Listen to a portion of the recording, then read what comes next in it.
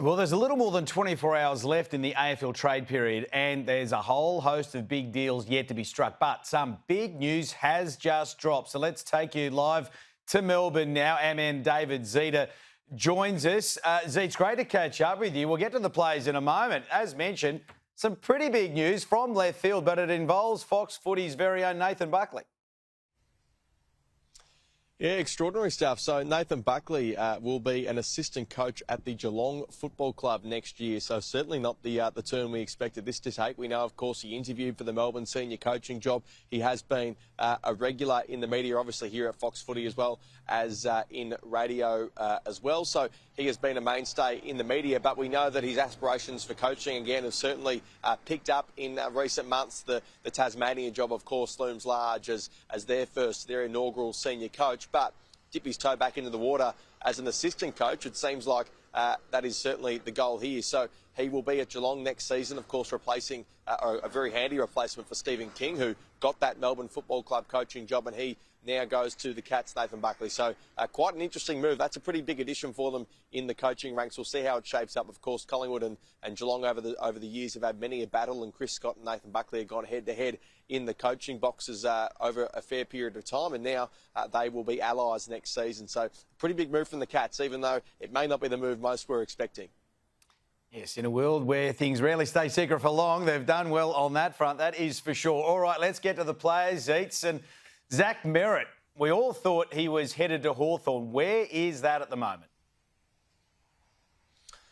Yeah, well, this one's fascinating. So, of course, just over 24 hours left in the trade period. That deadline tomorrow at 7:30 Eastern. That will be, daylight time will be one to watch very closely. But at the moment, it seems like Zach Merrett's staying put at the Bombers. There seems to have been a shift, at least from a media perspective, in the last 24 to 48 hours, that it seems like he is staying put. From all reports, he still does want to leave Essendon and join Hawthorn. Sam Mitchell, I read a bit earlier on that he was, via Tom Morris, that he has been in touch with Zach Merrett, just reiterating the fact that he wants him to be playing for the Hawks next year. They're committed to him, but getting a deal done is another issue entirely. When Essendon has been steadfast, they won't be trading him. So the Hawks need to come to the party pretty quickly with a pretty appetising deal for the Bombers, because they are showing every intention of keeping their 30-year-old captain. I think it's highly unlikely he's captain next season, but at this stage it looks like he's staying put. But there is plenty to play out. We have seen so much happen in the final minutes, and sometimes even after that deadline has been reached. So I wouldn't be ruling anything out, but at this stage Essendon is holding an incredibly firm hand. And, of course, the future of Charlie Curnow remains a real headline story too. We saw him captured there touring the Sydney facilities yesterday. It sounds like that meeting must have gone well. Yeah, I mentioned Tom Morris a bit earlier at Channel 9. He has just reported that there has been an official deal lodged for Charlie Curnow. An offer has been placed and made by the Sydney Swans for his services. Now, that deal includes pick 11, a 2026 first-round pick, Ollie Florent and Will Haywood. In exchange, the Swans will be looking for, obviously, Charlie Curnow. And then pick 22, which is compensation for Jack Silvani for the Blues in return. So that pick 22 might be a bit of a sticking point for the Blues, but they have, I think, indicated that if the deal is right, they are willing to look at it, but they obviously want Charlie at the football club next year. It seems like it is getting further and further away from that being the case. It looks like he could be playing in different colours next season. Geelong just can't get a deal done. They can't satisfy the Blues, even with 3 first-round picks. So it looks like the Swans well and truly have the box seat. Of course, Charlie Curnow there yesterday with his manager, Robbie Gerardzi, had a tour of the Sydney Swans facilities. They are quite impressive facilities, and he was understandably dual-stopped at the front. This is what he had to say, albeit not too much. Mate, looking forward to touring the Swans facilities. Yeah, it's going to be good. Just have a look around and, yeah, see what happens. So, that's fun. What appeals to you about the Swans? Oh, I don't know. Yeah, like, pretty keen to have a look around.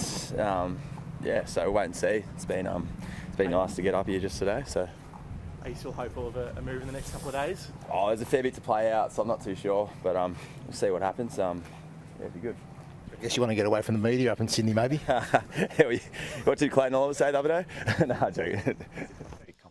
So yesterday, Jim, it was unbelievably boring yesterday, to be honest, the trade period, but it looks like it is now finally starting to heat up and some moves are being made. There's been a fair bit of moving and shaking behind the scenes, and now we're starting to see the fruits of that labour come to the fore so far. So there'll be plenty of developments, I'm sure, leading up to the trade deadline tomorrow. Hopefully we have at least a couple of deals lodged by the time we go to air on trading day tonight at 5 o'clock Eastern Daylight Time.